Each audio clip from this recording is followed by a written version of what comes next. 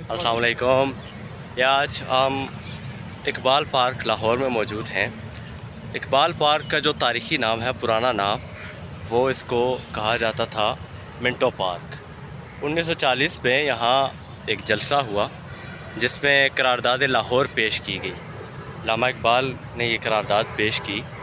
उस करारदाद के पेश करने के बाद इस पार्क को अल्लामा इकबाल पार्क का नाम दे दिया गया और यहाँ पर उस करारदाद की यादगार के तौर पर यहाँ पर मीनार बनाया गया जिसे मीनार पाकिस्तान कहा जाता है। तो यहाँ शोहरत की एक वजह इस पार्क का अपना वजूद भी है, लेकिन इस पार्क के ज़्यादा मशहूर होने की बड़ी वजह जो है वो मीनार पाकिस्तान है कि यहाँ पर मीनार पाकिस्तान वो उस दिन की याद दिलाता है कि जब करारदाद मंजूर हुई और पाकिस्तान बनना कन्फर्म हो गया था।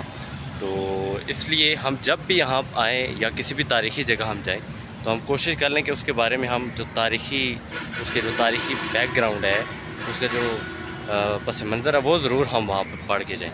और इससे हमारे उस टूर का जो मज़ा है वो दोबारा हो जाता है और चीज़ की दिलचस्पी बढ़ जाती है। बहुत शुक्रिया।